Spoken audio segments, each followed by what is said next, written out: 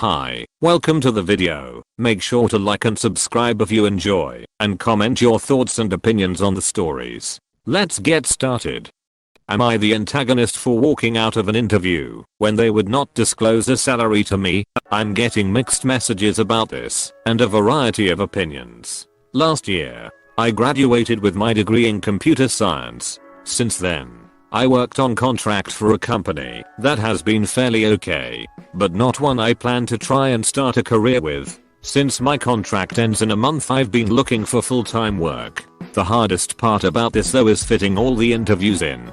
Basically every application I send in gets responded to, along with a handful of recruiters spamming my LinkedIn. So, I've decided that if they do not tell me in the first 15 minutes of the interview what they are actually paying, I will ask. If they don't tell me in a plain terms, an actual range or a number, I will thank them for their time and leave. Most of the people I've talked to will just answer the question, but I've noticed a few try to dance around it. Reply with money isn't the most important part of a job, or some we're family and salary isn't important bullshit. Because of this, out of about a dozen interviews I've walked from for this way, to at least justify this, I'm already in talks with a company and basically waiting to hear their offer, so I feel like, if they are not going to give me a guess of what I could expect at this point, there's not reason for me to deal with them. Well, yesterday evening I went to meet up with a local startup. A recruiter reached out to me, and I fit every checkbox they needed, and had actually built a compiler for the language they were primarily using, Python, so I was their number one candidate. 15 minutes and they had not talked at all about compensation, so I asked. The interviewer told me that it's bad-mannered to ask for a salary this early in the process. I just smiled and said that I disagree, and that I was not going to waste my time entertaining an offer if they could not compete. He tried to argue back that they were a startup and yada yada, so I just did what I did before. Stood up, thanked him for his time, and left. Well, the recruiter blew up my phone asking what the fuck I did and who I thought I was. Apparently the owner of the company was my interviewer. I had no clue. First time I talked to the guy and he never even mentioned he was the owner. And he blew up at the recruiter for my behavior. The recruiter made a vague post on LinkedIn that was an attack against me, but didn't name me. The comments swing from I'm in the right to a total asshole. I told my so, and they said that I was an asshole. So, am I the antagonist? Do not expect raises from a corporation if there is no scale for them. Everyone is there to make money. Nobody works for fun. An interview should involve both parties. It's not just about what you bring to the table, it's also about what they bring to yours.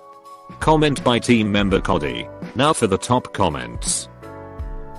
NTA, it's bad manners to not tell people what they'll be making, since money is the primary reason people have jobs in the first place. Anyone who pretends otherwise is bullshitting. Saying stuff like "we're family here" is for me an indicator that a company is actively trying to get away with some shady stuff, like paying people as little as possible, not paying extra hours, and getting mad when people call in sick. Saying stuff like "we're family here" is for me an indicator that a company is actively trying to get away with some shady stuff. If this sub taught me anything, it's that some family should be avoided at all costs. NTA, they just told you what the salary is. They totally fucking know how much budget they have. They're choosing not to because they don't want to pay you more than the smallest amount they can get away with. Like, sorry to the recruiter for getting backlash for what is a fucking reasonable action of just asking for information. But also fuck that recruiter for blowing up at you. If you ticked every box they had, they should have been able to just say the fucking number. You weren't even being an asshole. You disagreed politely. You made your point. You left. You made the owner feel small. But maybe he should be able to just say the fucking salary band. Anyway, companies that pretend they're family are often bullshit. Work is still work, even if it's enjoyable. You dodged a bullet. Edit, lol at anyone who's like, but they could be nicer about it to the interviewer. In a job interview, both the company and the person is being interviewed. It's not a one-way street. Culture fit is highly important, and if op already sees that the company is not a culture fit for them, it's their right to stop the interview. The company would do the same. The interviewer failed the vibe check. Why would op continue if they are just going to say no to whatever offer? It also means less time wasted on everyone's part. Like, being ghosted by companies happens all the fucking time because they don't feel like responding to you is worth their time and effort. That's more rude and disrespectful. I'd rather get a quick no and I can continue with my day. Clearly, so does Opus. Am I the antagonist for telling my nephew to make amends with his estranged sister? My sister died when her 2 children were very young. Her husband raised the children as a single dad until he died 3 years ago. My niece, let's call her Brenda, is 34. My nephew, let's call him Brian, is 30. I, 49F, have always been close with Brenda. I sort of took under my wing after my sister died. She comes to me for guidance. I have children of my own, but I consider Brenda my bonus daughter. She was very close with her father, and she was utterly devastated when he died suddenly. Brian has always been in his own world. He didn't have much of a relationship with his father, and he has always been distant with me and my children. He moved 13 hours away when he was 21, and he got married there. He barely visits.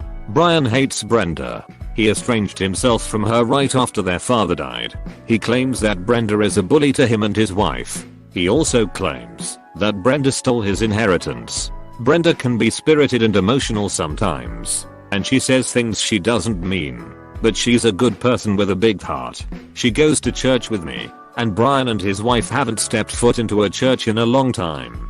Brenda helps out with my mother, and Brian visits my mother, his own grandmother, only every 1 or 2 years. We have no idea what Brian is doing with his life. I stayed out of the inheritance situation because it's none of my business. Brenda was very devastated when her brother disowned her. She has no family left except me, my children and my mother. I spent a lot of time supporting her through it. Recently my mother had a 75th birthday party and Brian came. Of course his wife couldn't be bothered to come. Brenda was out of town, so she wasn't there. Brian and I sat at the same table with my children and their own significant others. I updated Brian on how Brenda was doing, and he blew up at me. He told me that he didn't care about his sister and what was going on with her. He demanded that I stop talking about her. I told him that I wished he would make amends with her, and he scoffed and said it would never happen. I suggested that he move back home and maybe they'll get past all this because it's what his parents would have wanted. He said nothing and stormed off. I was humiliated because he spoke to me in a disrespectful way in front of my children, and he was talking so loudly that other tables could hear him. My son and his girlfriend admitted that they don't like Brenda either. That was news to me, and I should respect Brian's wishes. I tried to explain my feelings, but they told me to post here. Am I the antagonist? He spoke to me disrespectfully in front of my kids, and he was speaking so loudly that other tables could hear him. This embarrassed me. He was right to call you out loudly and in front of everyone, because it makes you feel ashamed that everyone can witness your rationality. Comment by team member Jordan. Now for the top comments.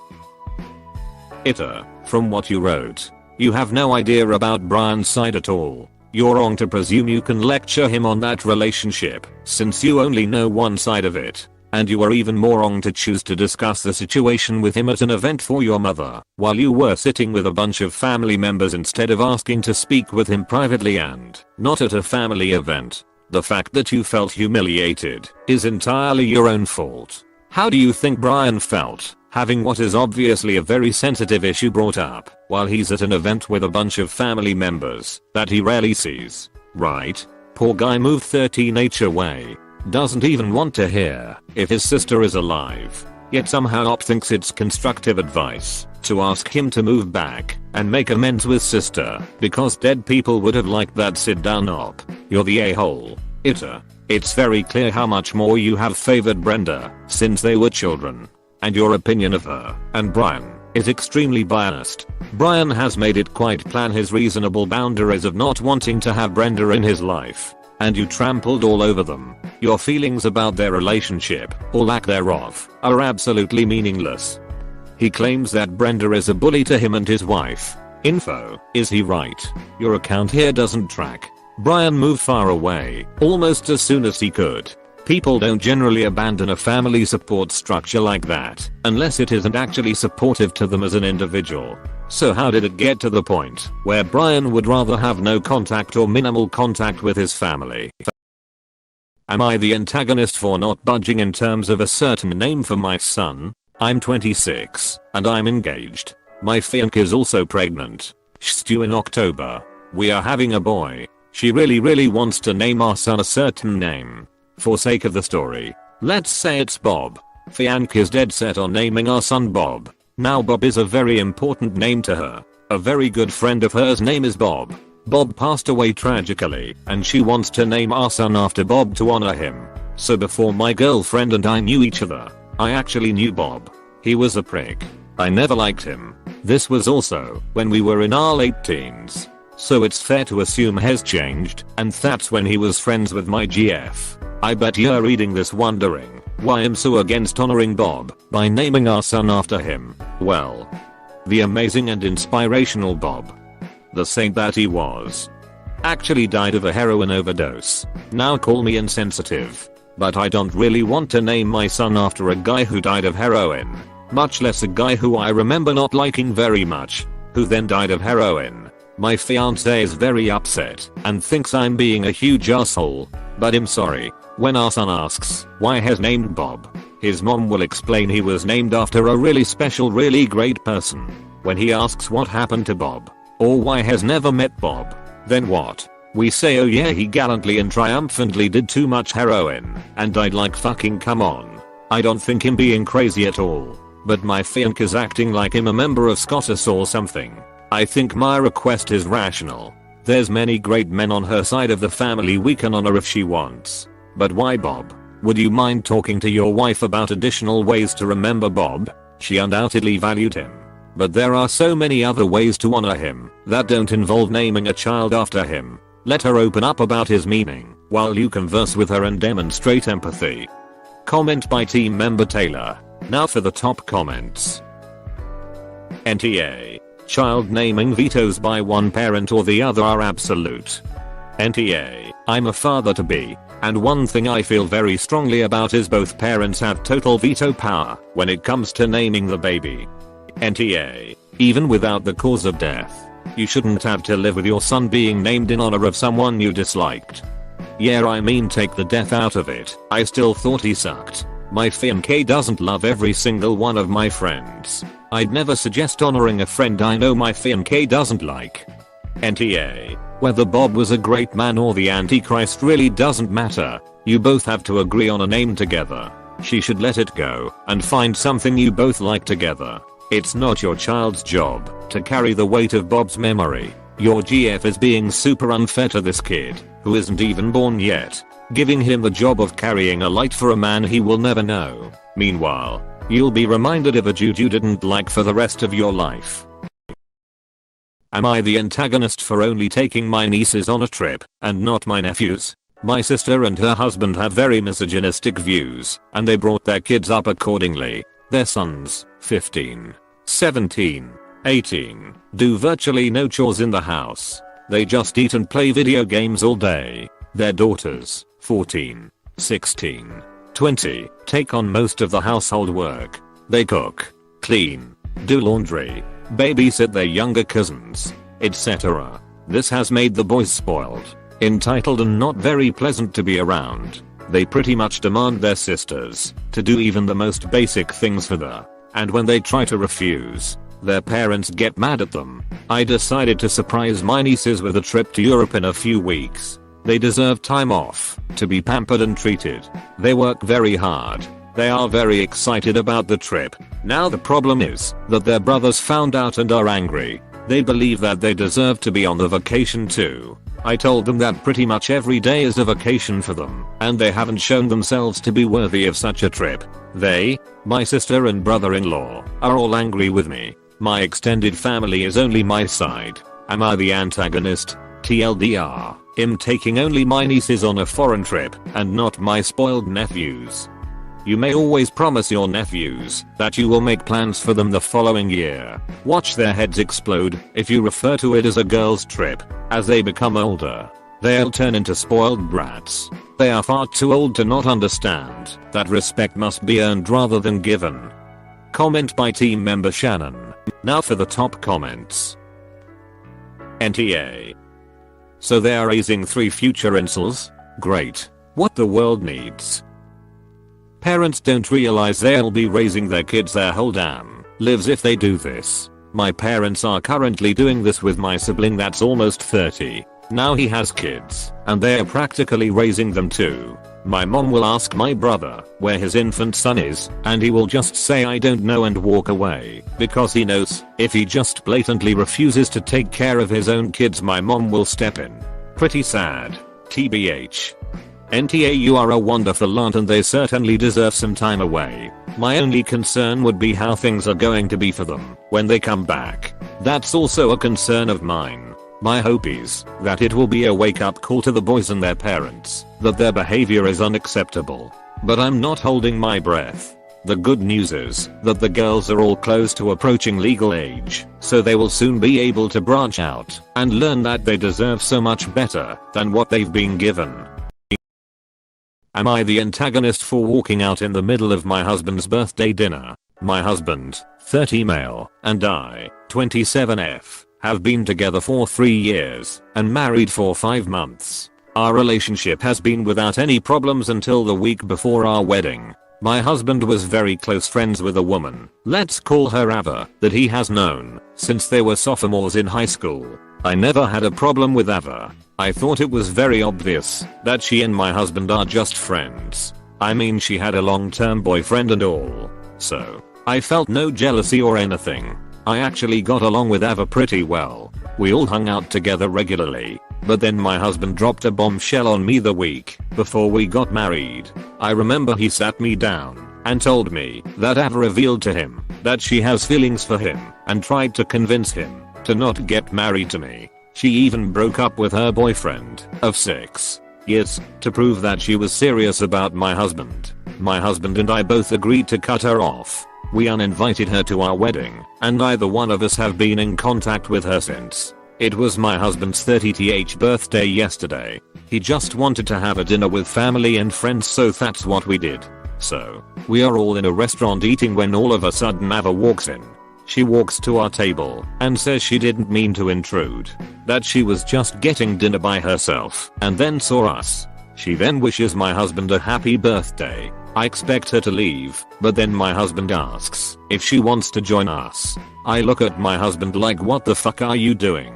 Invisibly uncomfortable and irritated. I stand up and tell Ava that she can have my seat, and then I walk out and get an Uber home because I want absolutely nothing to do with her. When my husband comes home almost 2 hours later, he immediately starts an argument with me. He tells me I overreacted and acted immaturely. I ask him why did he ask Ava to eat with us, because I thought we were on the same page. He replies that was just being nice and he didn't think it would be a big deal because it's been a long time since he has seen her, so she probably doesn't have feelings for him anymore. And then he tells me that I ruined his birthday. I'm still upset about it all. I don't think I'm the one in the wrong.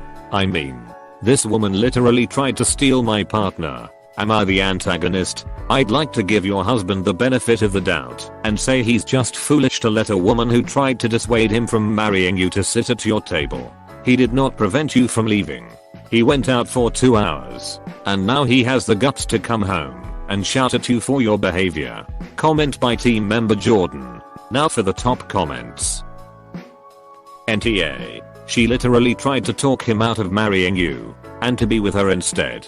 After that level of disrespect, he expects you to just move on. Also, the story smells a little fishy. She coincidentally came to the same restaurant on his birthday to eat alone. You walk out, and instead of going to talk to you, he lets you leave and stays there for 2 more hours, presumably with her being there. I dunno. Just sounds very coincidental. Wouldn't surprise if husband has been in contact and had mentioned party to her. NTA. It's been 5 months, not 5 years. Your husband is delusional if he thinks she's genuinely gotten over him and his behavior was appropriate. Also, she just happened to be having dinner by herself at the restaurant where he was celebrating his birthday. NTA. What a coincidence that Ava just happens to go to the same restaurant.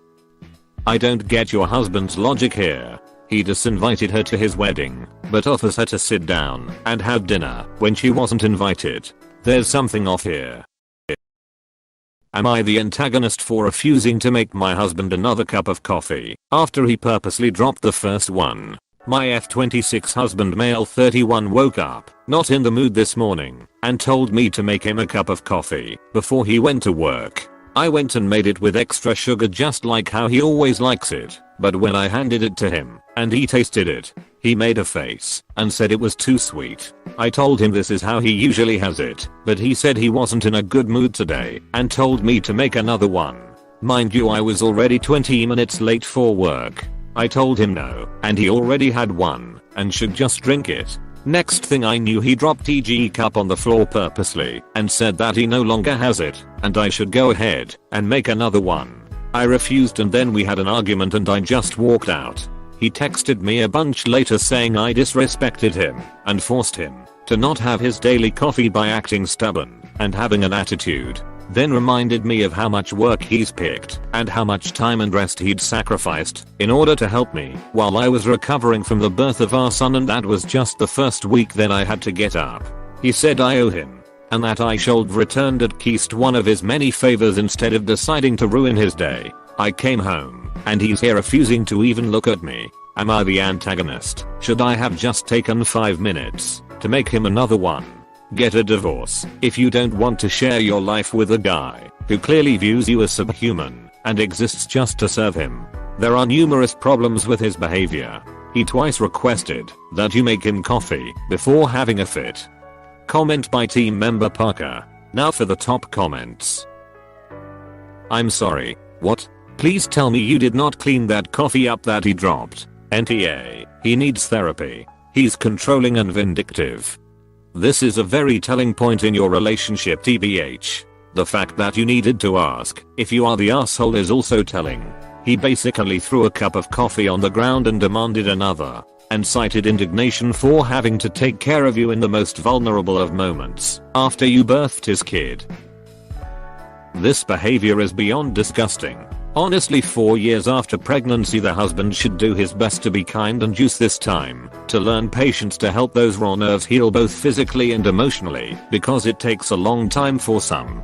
He woke up in a mood and is taking it out on you for some reason, and that is not okay. I would let him know how not okay this behavior is and how serious this disrespect is. I would absolutely not accept this behavior. It is beyond immature and hints at narcissistic tendencies. I would be on guard and try to notice things like emotionally manipulative behavior, victim complex, and other things narcissists do, and call him out and see the reaction. Maybe even write it in a notebook and tally it all up.